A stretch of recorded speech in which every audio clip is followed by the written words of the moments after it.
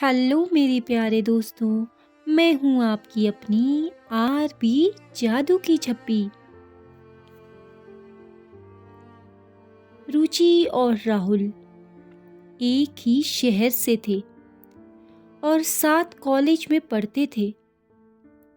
उनकी पहले दोस्ती हुई, धीरे धीरे प्यार हो गया। दोनों का लास्ट ईयर चल रहा था।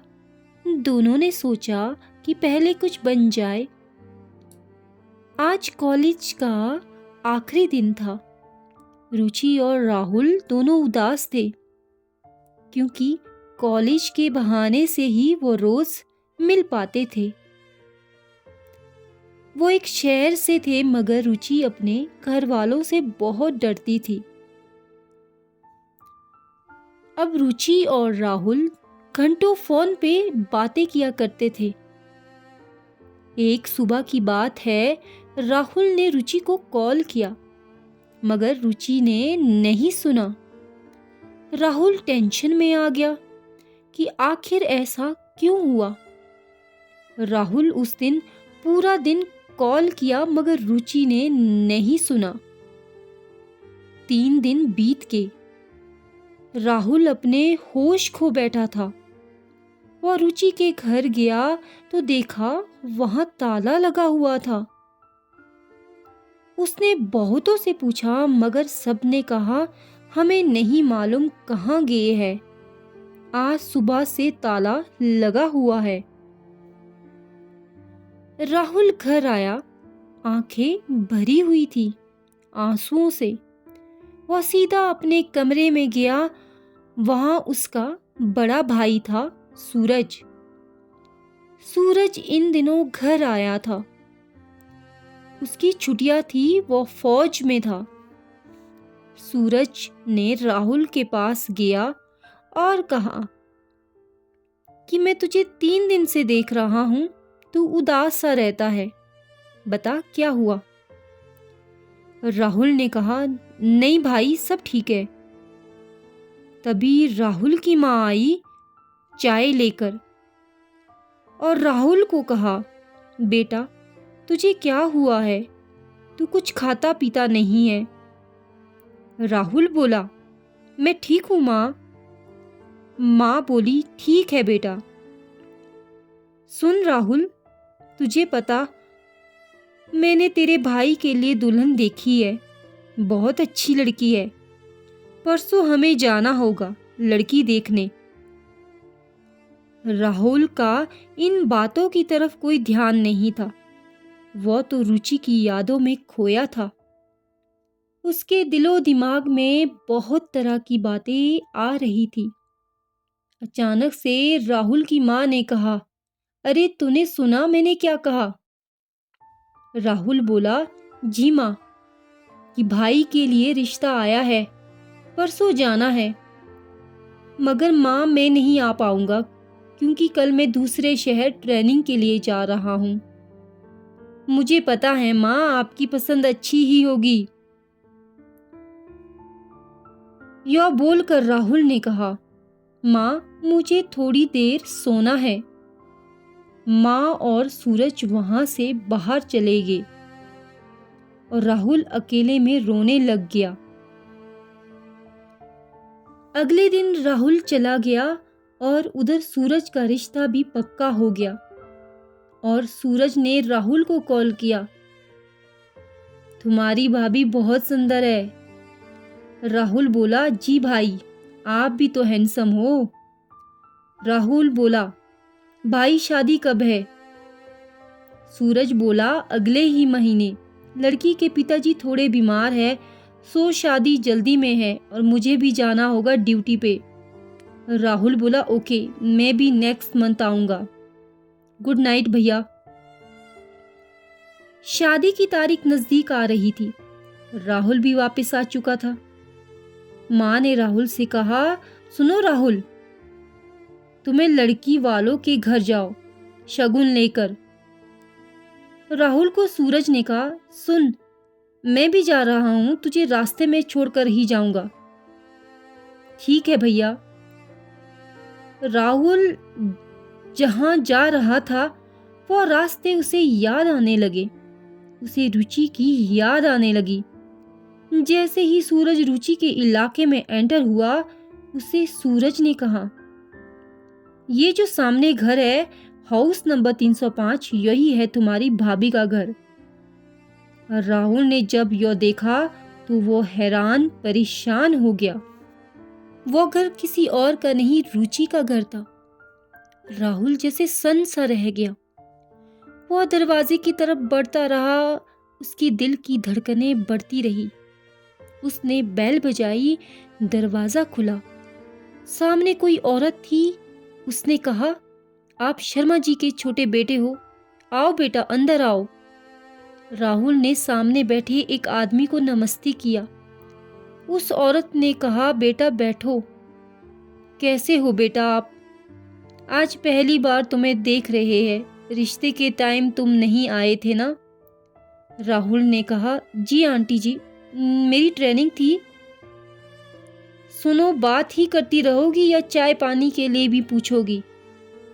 अंदर से एक छोटी लड़की आई। पापा, ये कौन है? बेटा, ये तुम्हारे जीजा जी के भाई है। ओके पापा, जाओ अपनी बहन को बुला कर लाओ। ओके पापा। जैसे ही अंदर से एक लड़की आई, राहुल उसे देखकर हैरान परेशान हो गया। वो कोई और नहीं, रुचि थी। राहुल को रुचि की माँ ने कहा, यह तुम्हारी भाभी है। राहुल ने रुचि को हेलो कहा। रुचि भी राहुल को देखकर परेशान हो गई। राहुल ने शगुन दिया और कहा, मुझे बहुत काम है और शादी की तैयारियां भी करनी है। यह शगुन भाभी के लिए है। ठीक है, मैं जाता हूँ। ठीक है बेटा। राहुल वहां से निकलने के बाद टैक्सी बुक की, सीधा घर पहुंचा और अपने कमरे में गया और दरवाजा बंद करके रोने लग गया। राहुल के माँ पापा आए।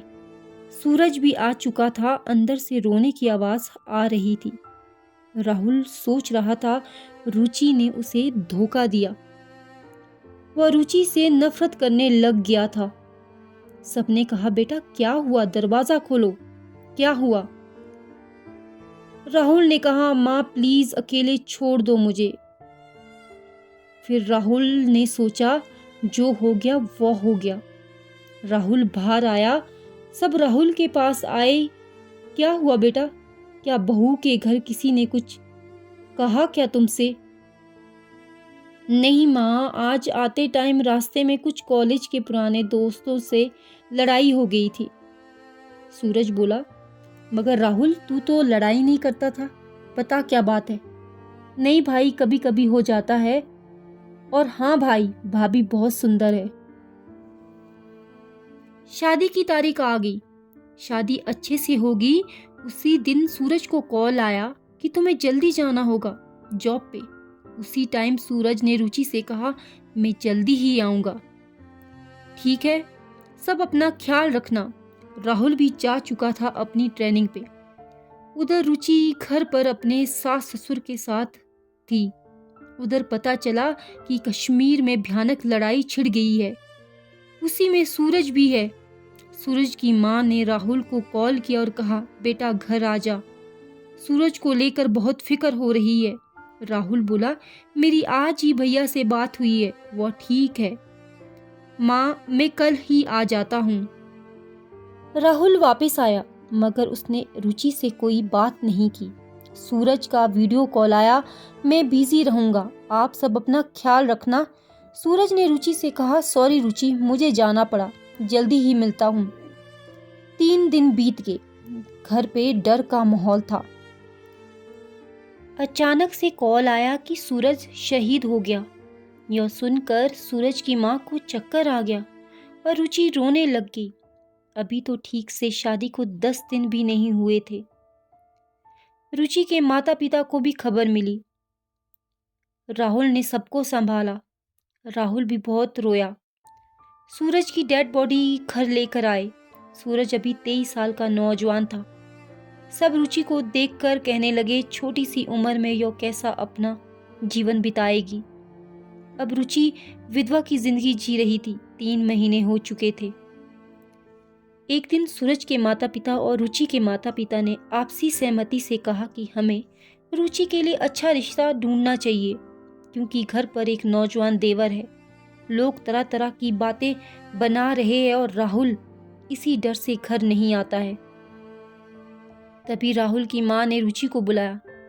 देखो बेटा, रुचि तुम अभी बहुत छोटी हो, तुम जो करना चाहती हो करो। तभी राहुल वहाँ आया और वह नमस्ते करके सीधा अपने रूम में चला गया। तभी रुचि के पिता बोले, होनी को कौन टाल सकता है। आज मेरी जिद की वजह से मेरी बेटी के साथ ऐसा हुआ, मगर जो हुआ वो अब ठीक नहीं हो सकता है। सूरज काफ़ी नेक दिल इंसान था। मैंने अपनी बेटी के लिए हीरा चुना था, मगर मैं अब कुछ नहीं कर सकता हूँ। रुचि बेटा, हम लोगों से तुम्हारे और राहुल के लिए कुछ गलत नहीं सुन सकते हैं। मैंने उस टाइम तुम्हें शादी के लिए ज़बरदस्ती ना की होती तो ऐसा ना होता। रुचि बोली, पापा जो हो गया सो हो गया, मुझे अब शादी नहीं करनी है। मैं अपना पूरा जीवन रह लूँगी, दुनिया ताने मारे, मगर मेरा और देवर जी का कुछ गलत रिश्ता नहीं है। सूरज की माँ बोली, बेटा तुम बोझ नहीं हो हम पे, मगर शादी तुम्हें करनी होगी। तभी रुचि के पापा बोले, बेटा तुमने मुझे उस दिन बताया था कि तुम्हारे कॉलेज में कोई लड़का है, तुम दोनों प्यार करते थे, वो कहाँ है।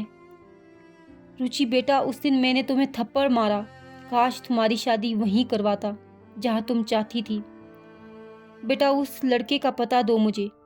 रुचि बोली, बस पापा, आपको लगता है अब वो मुझसे शादी करेगा, एक विधवा से शादी करेगा।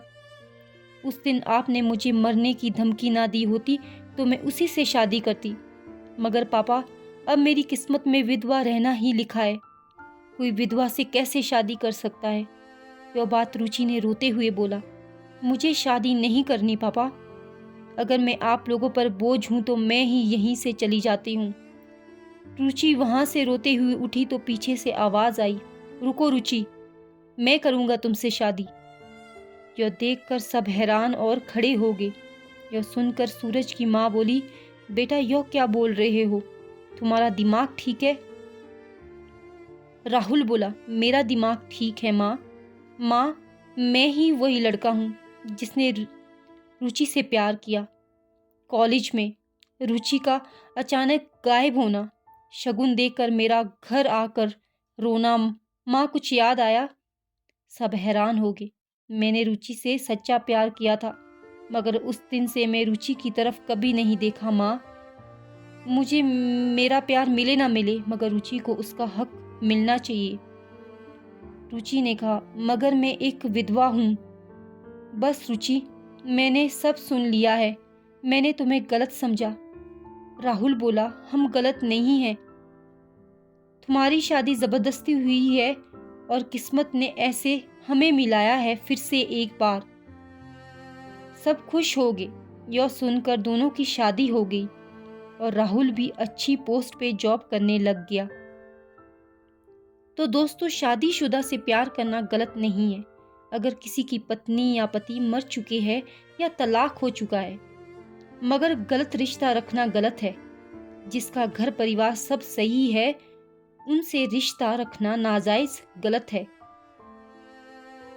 देखा दोस्तों, सच्चा प्यार मिल ही गया, मगर सूरज के साथ गलत हुआ। आज की सच्ची कहानी आपको अच्छी लगी होगी। फिर मिलते हैं एक नई सच्ची कहानी के साथ। तब तक के लिए बहुत सारा प्यार और धन्यवाद।